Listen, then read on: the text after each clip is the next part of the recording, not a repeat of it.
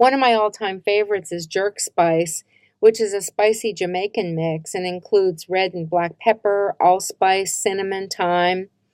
And you can even take some of these blends, spice blends, and turn them into a rub or turn them into a marinade by adding oil and some vinegar dressing. So there's just a lot of wonderful flavors that we have access to that you really need to think about taking advantage of. Another tool in the toolbox for flavoring is infused oils and flavorful oils. Using processes that capture flavor is essential to maximizing the appeal of healthful food. Again, anytime we remove sugar, fat, and salt, we can meet that flavor challenge by mastering other techniques and processes. We can add infused neutral oils that have ground and whole spices or fresh herbs or maybe even citrus rind, chilies. We have juices, fresh roots. There's just so many things that we can use. Pulling flavor out of ingredients and infusing it into liquids used in food preparation adds so much flavor to dishes. An infusion is actually steeping a seasoning or food in a hot liquid until the liquid absorbs the item's flavor. Solids are then strained out. Herb oils and vinegars are very common infusions. Oils can be infused with things like garlic, horseradish, citrus zest, shallots, fresh herbs, dried herbs, hot peppers, spices. Infused oils can then be used for dishes such as shrimp, fresh salads, just to generate that extra pop of flavor, that extra dimension of flavor. Same thing with our vinegars. There's so many different types of vinegars. How many different ones have you tried? Some of the more popular ones are your wine vinegar. They're made from white wine, red wine, rosé wine, white rice wine, champagne, or sherry. And then we have our fruit vinegars like peach and berry. We also have balsamic vinegar, which is a dark brown vinegar with a very rich, sweet flavor. And it's usually made from the syrup of the sweet white Trebbiano grape and then aged in a variety of wooden barrels such as chestnut, cherry, oak, or even mulberry. So vinegars in and of themselves can add such a dimension of flavor. They can also, like the oil, be infused with herbs and dried herbs, fruits, and they can be added to make salad dressings or just drizzled on food.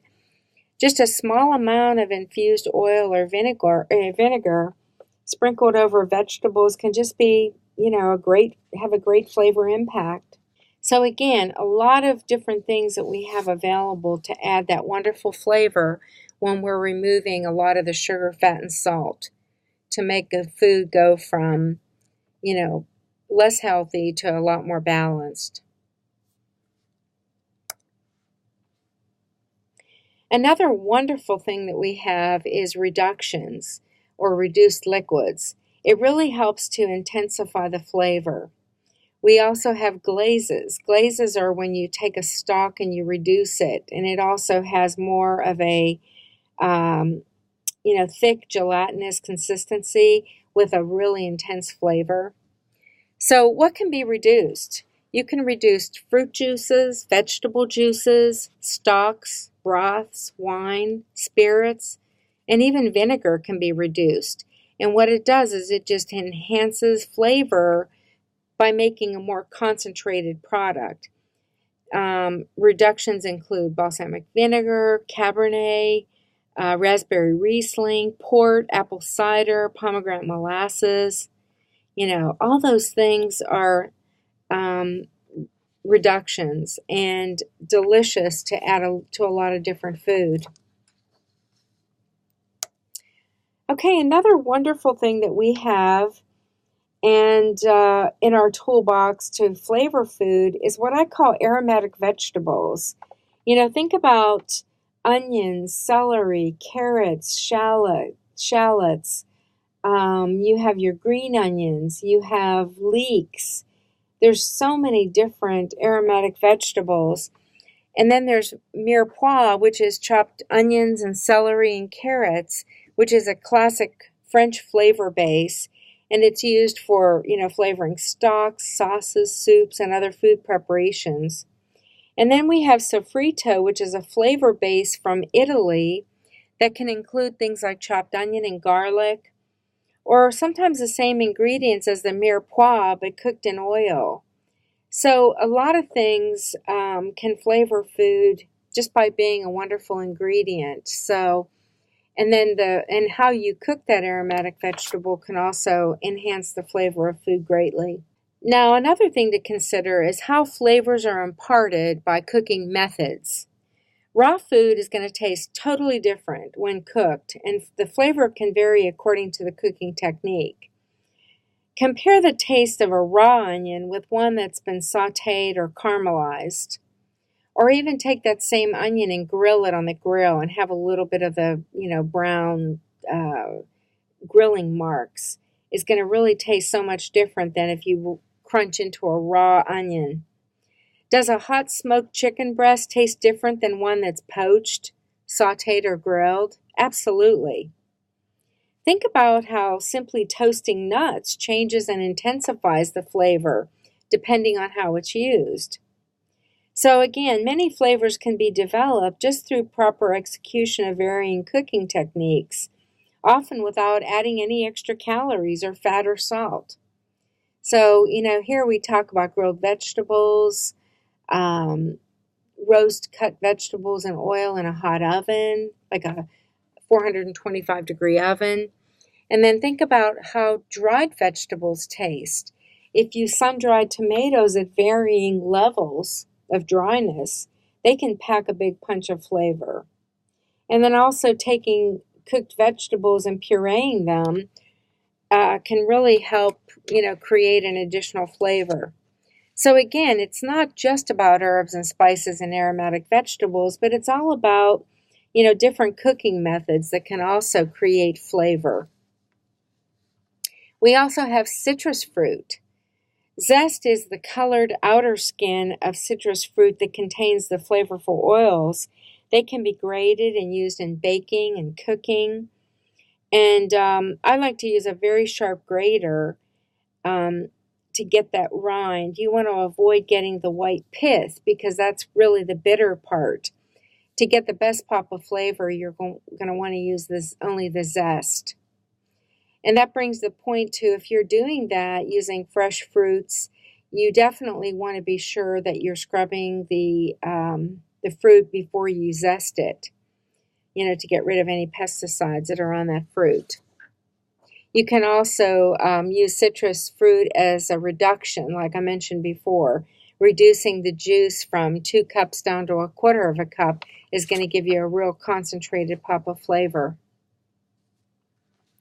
We also have some wonderful condiments. Condiments impart flavors, sometimes strong, sometimes mild, and that you can add those to many dishes. Today, the world of condiment goes way beyond ketchup on French fries. There's so many to consider. And here's listed some of the more popular ones, like mustard. Think of all the different kinds of mustard you can purchase. Worcestershire sauce, Tabasco, harissa, we mentioned that before. Hoisin sauce, in and of itself, doesn't have a good, wonderful flavor, but when you're using it as a little glaze over some roasted asparagus or using it in stir fry, can really add such, wonderful flavor. So condiments are another tool that we can use. Sometimes the downside would be the sodium content of those condiments. So if you're really truly trying to reduce the salt content, these may not be the best alternative when you're trying to reduce sodium, because these contain quite a bit of sodium. But they are just another alternative, and a very good one at that. This next session, describes how to use a number of solid techniques to develop flavor in balanced recipes. Rubs are a mixture of ground spices that are used in a variety of preparations. To make a dry rub, basically you just combine all the dry ground spices, and you can also use finely cut herbs. Then we have wet rubs. Those are also called pastes, and they're mixed with liquid ingredients such as mustard and vinegar. So you take the dry spices, mix those in with the liquid ingredients, and form a paste, and it helps to produce a crust on your food prior to cooking, which imparts a really wonderful developed flavor. Another wonderful tool is marinating.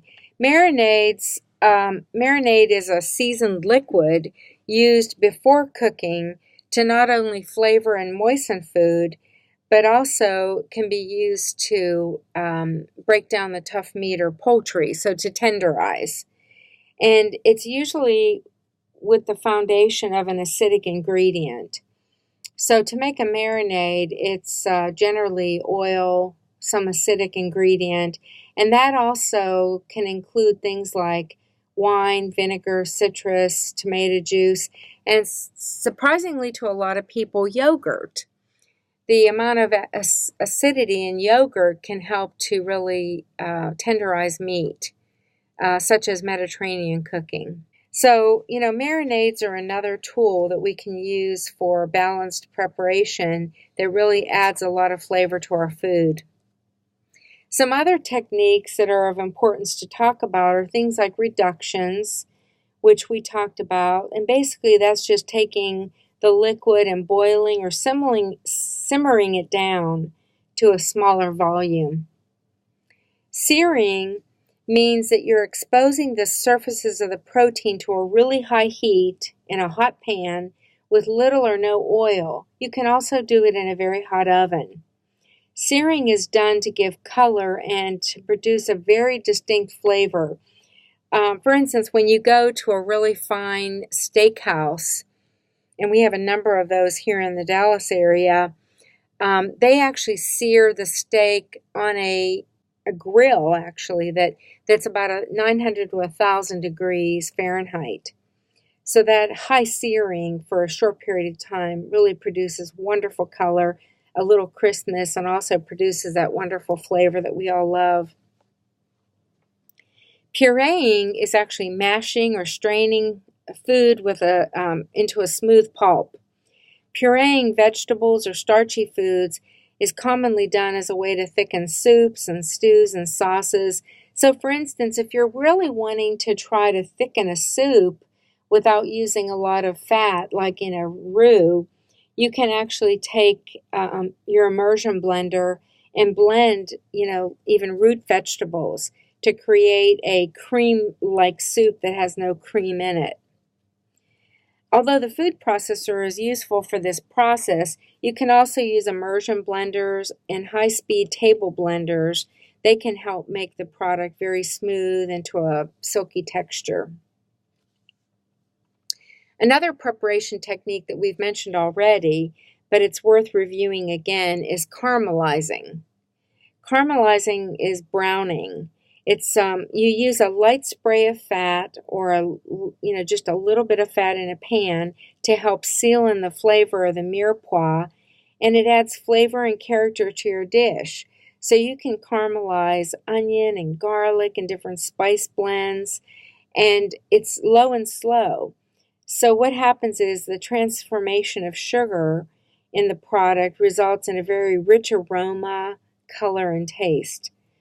Caramelizing a simple sweet food can change it into something more complex and rich with a nutty or tasty flavor.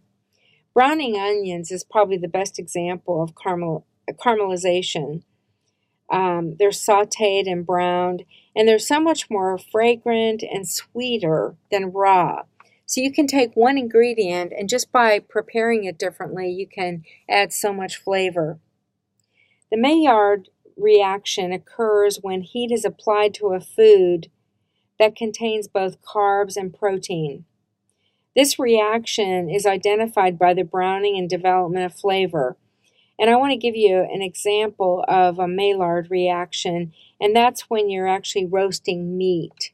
you can kind of get the concept or visualize what that looks like. Toasting is another preparation method we talked about, like toasting our nuts or toasting our spices, but you can also toast grains. Think about a quinoa that you just add water to and cook. Very bland. But if you take that quinoa and you toast it in a skillet, and then instead of adding water, you add chicken broth or vegetable broth or stock and cook it, just think about all the additional flavor you're adding to that, blah food.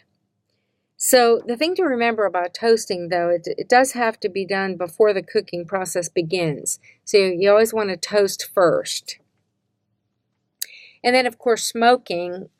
Smoking is such a big process or technique done in the Texas area because we love our barbecue so much. But smoking meat or poultry or fish is very common to add flavor.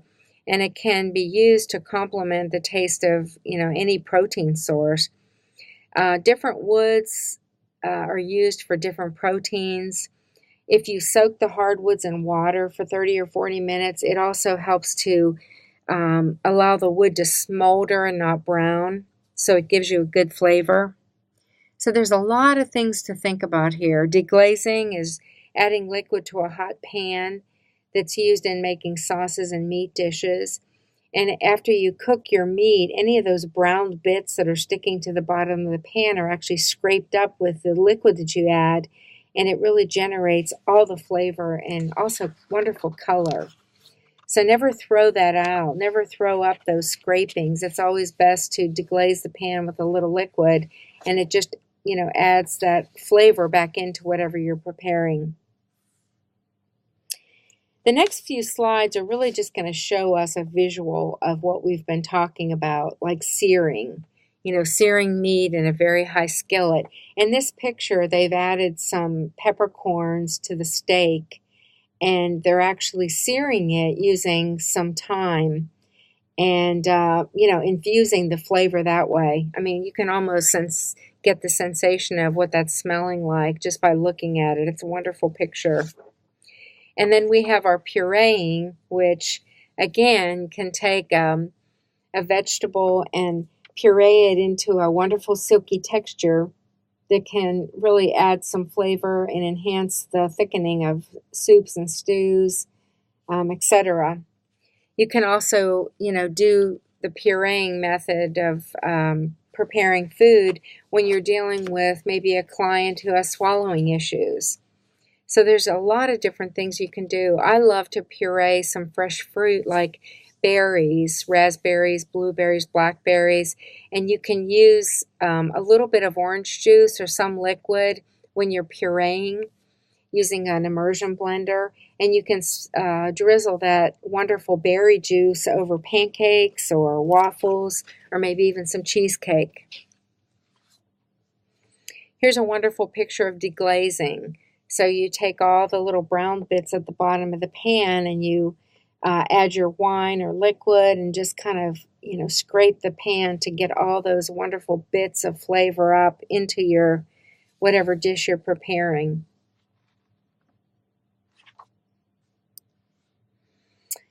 So what about cooking methods? The basic cooking methods for balanced cooking include not only dry heat, but also moist heat. The dry heat methods are cooking methods that are acceptable for balanced cooking, and that's when heat is transferred with really moderate amounts of fat and allowing the excess fat to drip away, such as when you grill food. You're using dried heat. You're putting it on a grate. The excess fat is being dripped, into the actual grill, the grates, the coals, whatever you call them, and then it's not allowing the meat to bathe in its own fat. So it's more of a balanced cooking method because of the potential carcinogens that the smoke puts on our meat product. It's always best to use lean cuts of meat when we're using dry heat and as in a grill, so that you don't create too much of the smoking. Deep fat frying obviously adds quite a bit of fat and calories, so it's not the best method of cooking when you're talking balanced. Now, that doesn't mean that you should never have it. If you're dying for some fried shrimp and French fries, then maybe you have that every now and then, or maybe you have a small amount of it.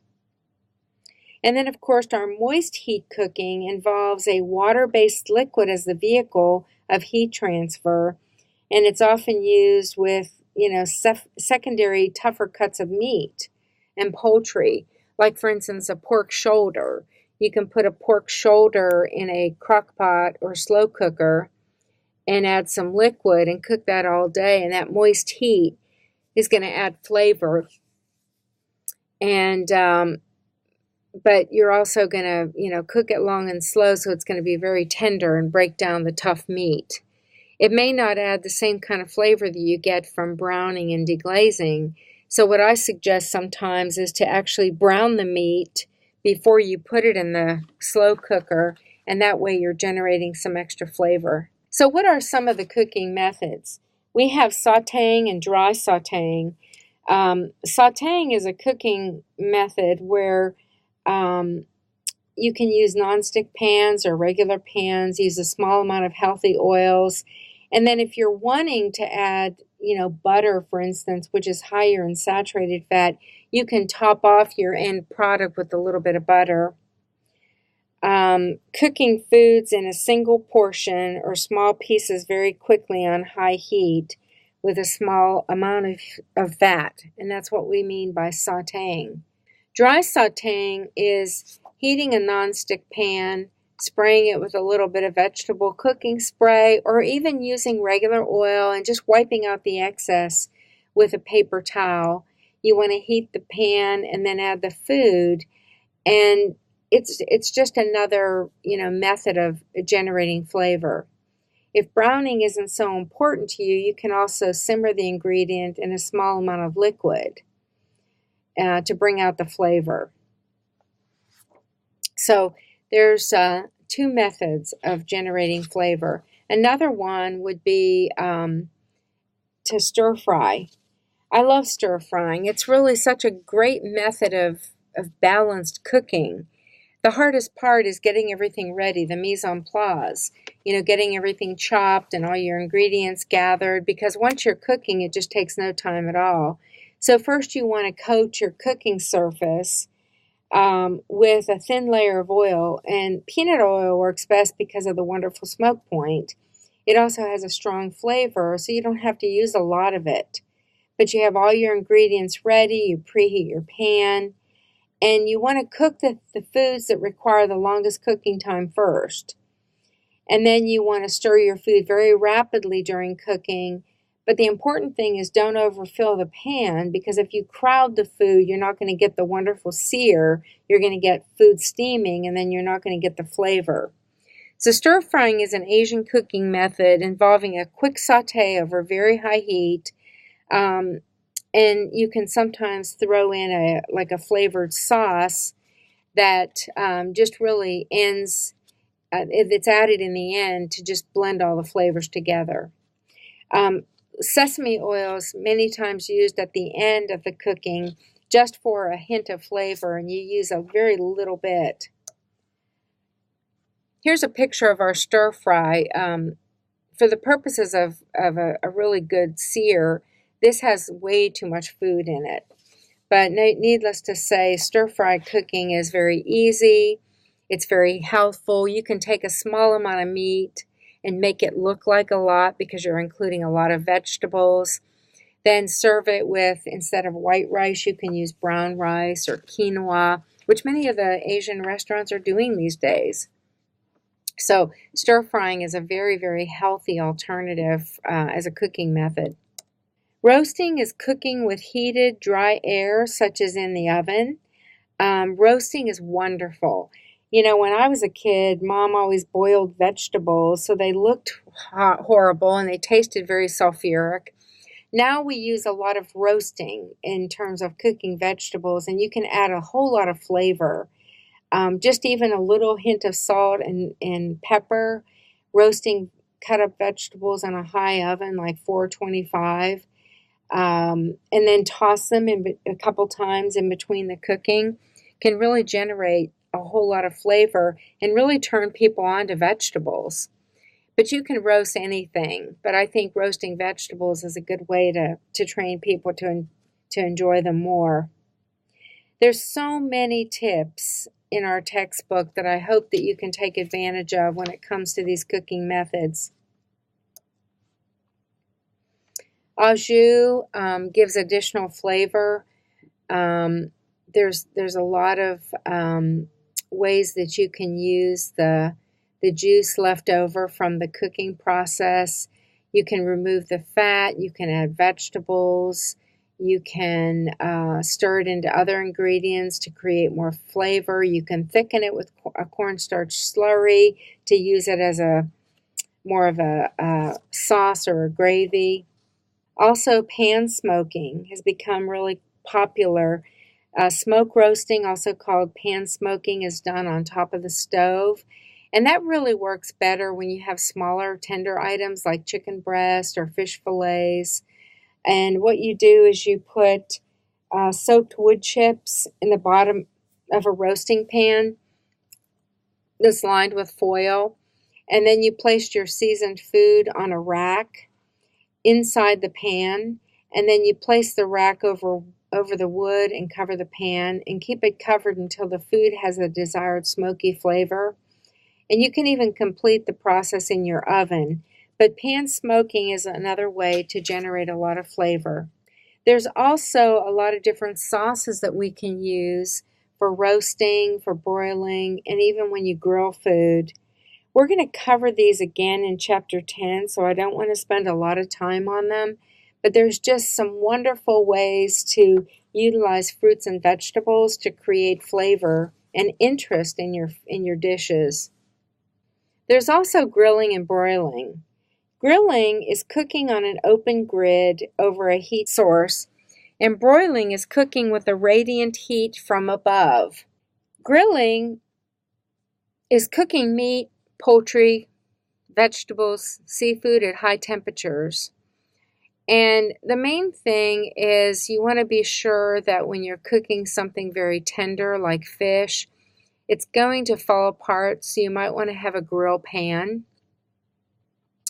When you're grilling, there's a whole lot of tips and techniques, and if you're really into grilling, I highly recommend looking at some of the wonderful cookbooks that are out there. But these are just some other methods of generating flavor in your cooking. Here's a fun picture of grilling. Moist heat cooking. When you're cooking the meat or poultry, the danger is in the fat in the meat that will be staying in the cooking liquid. So you can, like for instance, if you're cooking meat or if you're cooking a soup with some very high fat meat in it, or maybe a poultry carcass, what you can do is plan ahead so that you can cook it, chill it until the fat raises to the top, and you can skim all that off and remove it. And then that way you're actually, what's left is a wonderful flavor without a lot of fat, calories. So that's also something to remember.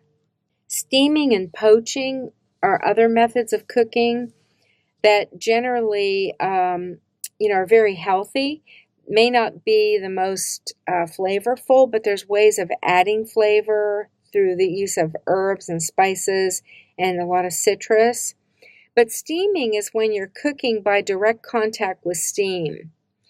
A wonderful example of steaming would be en papillote, and that would be like cooking in parchment paper, where you're allowing food that is sealed in a folded packet to be steamed so that it cooks in its own flavorful juices. Poaching is actually cooking a food that's submerged in liquid at a temperature of 160 to 180 degrees. And you can use it to cook fish, tender pieces of poultry, fresh chicken, fruits and vegetables. And you can poach using like I mentioned, water you can poach in wine, you can poach in oil, and it really gives you, such wonderful balanced meals without a lot of excess sugar, fat, and salt. We talked about braising. Braising is searing or browning food, usually meat, in a small amount of oil, then adding liquid to it and simmering it until it's done. It's a wonderful method of cooking when using tougher cuts of meat. So, you couldn't possibly put a pork shoulder on the grill and expect it to taste good. It's going to be way too tough, but you can braise it in liquid, and that way it's cooking for a longer period of time, which breaks down the muscle tissue. So there's ways of generating flavor doing braising. You can also add different things like tomato paste and stock and wine, aromatic vegetables, and then you reduce that liquid, which generates a lot of flavor. One dish that comes to mind are like braised short ribs. Absolutely wonderful. What you do is you take the meat out and you reduce the liquid by adding other ingredients to it, and then you add the meat back in, and you can also skim off the fat. There's a lot of ahead of time preparation to give yourself a chance to let that fat coagulate and then skim it off. You should try to master cooking fundamentals before you can really produce consistent, flavorful, and well-executed products.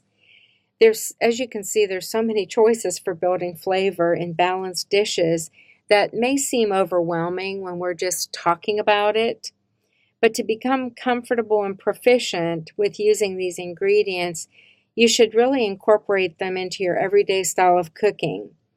You should never think about this as having two different styles: healthy, balanced cooking and unhealthy, fattening dishes.